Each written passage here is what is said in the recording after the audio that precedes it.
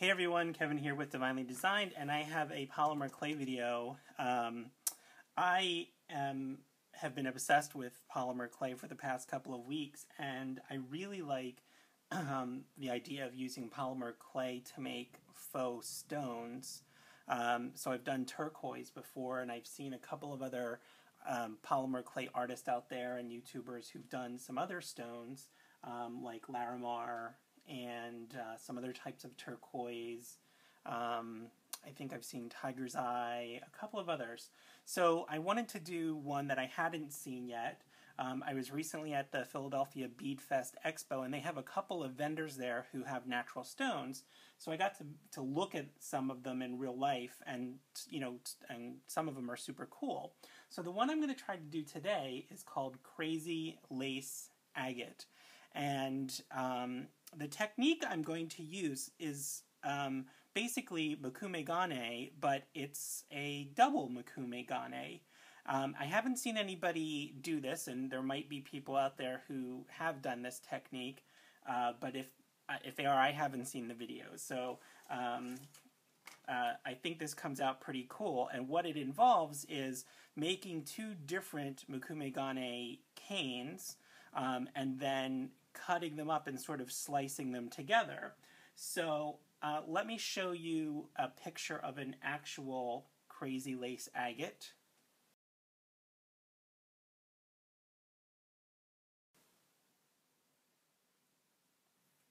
Okay, and then here are a couple of the ones I created using this technique. So these came out pretty good, actually. Now, they're not perfectly like the Crazy Lace Agate, but they're pretty darn close, actually. And with the Crazy Lace, what I was trying to do is get these sort of rivers of this light gray, white, that sort of travel through the redder layers of the Crazy Lace Agate. So these came out really, really great. I'm very happy with them. Now, these are just out of the oven and cool. I haven't done anything to them, like polish them or anything, but I'm really happy with the result.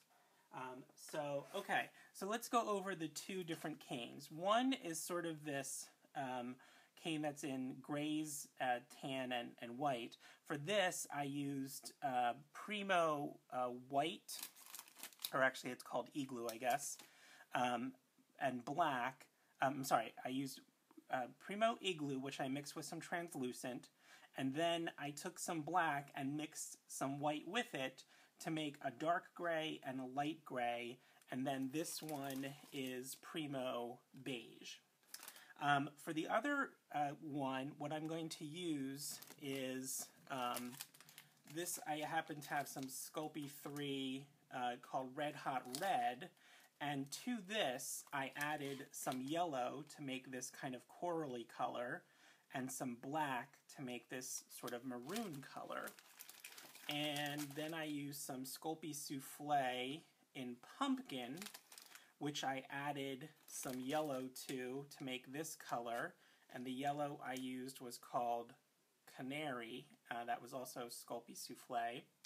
I also took the Canary and added some white to it to get this very light yellow.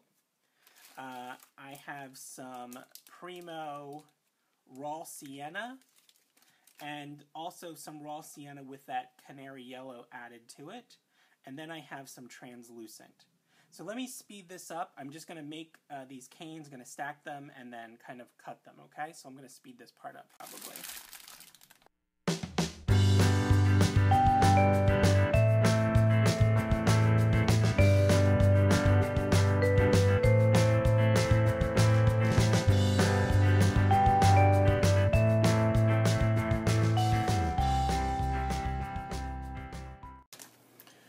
Okay, so we have our two Mokume Gane, and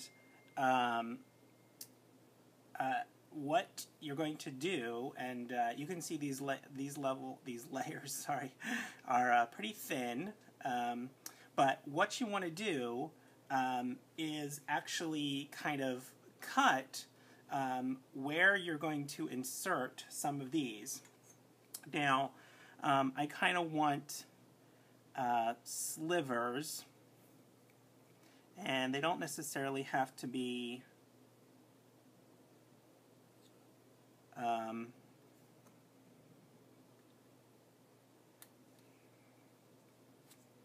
straight.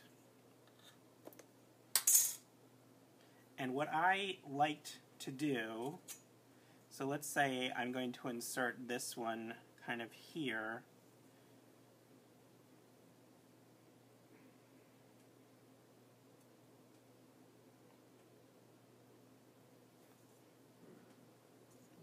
It would help if I'm using the right side of the blade here.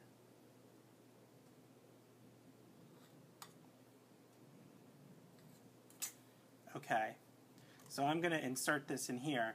But what I also liked to do, or what I thought was kind of cool, was to take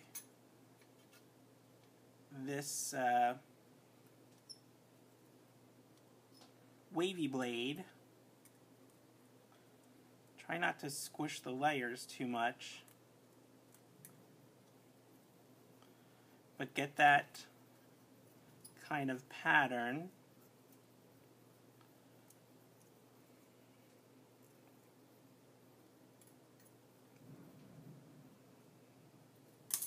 And then fit them together almost like a puzzle piece. And that's going to give you some wavy lines in there. Okay.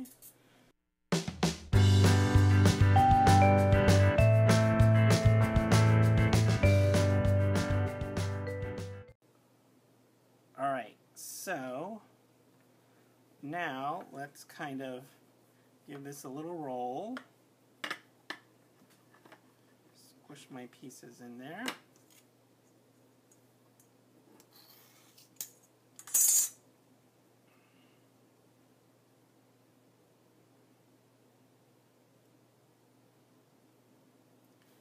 And I'm going to kind of squish this into a slightly thicker shape here, perhaps a little bit more rounded. I'm just squishing it into the center.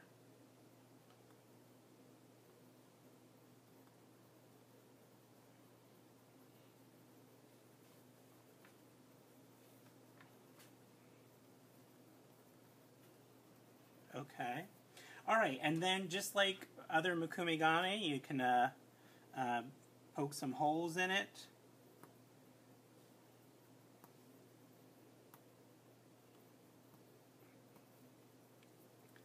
Big holes, little different kinds of impressions. Use your wavy blade to cut it. I'm going to take this metal tool and kind of push it.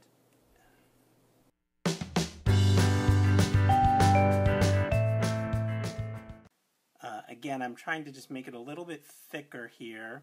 Now, I like to make nice big slices. What I did was took off big slices and then cut, use those thin slices to cover just scrap clay that I put into the shape that I wanted.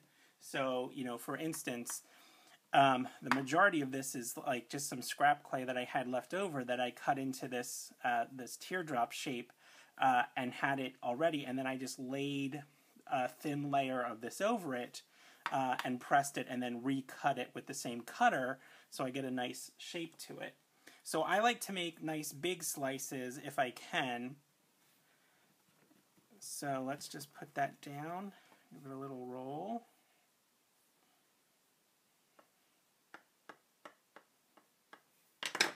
Okay, and then what I like to do is for the first couple of slices, I want to try and make the pattern a little bit irregular. So I'm going to take a slice or two, and you can save even these little slices.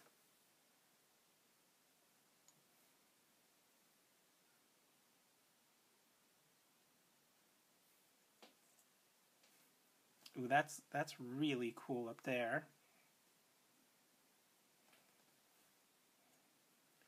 I'm taking really, really thin slices right now until I can try and get more of a pattern that I like that's sort of coming through. Going a little deeper for some of these.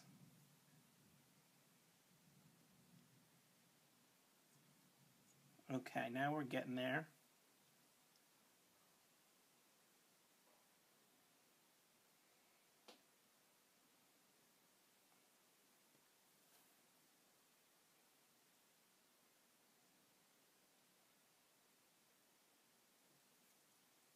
Okay, I think that's pretty good actually. So now I like to take much bigger slices because this is what I like. You know, if I have a nice big slice, I can use that for bigger cabochons or whatever it is. Oops, I meant to do that much bigger.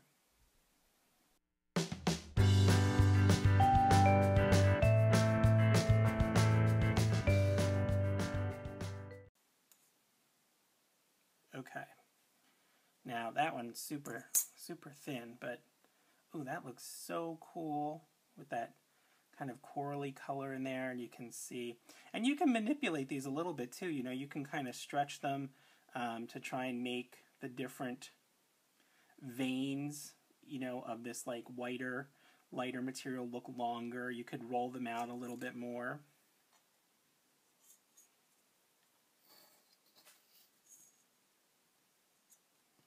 So this one slice here is pretty, it's kind of thick. Can probably take some other little pieces off here.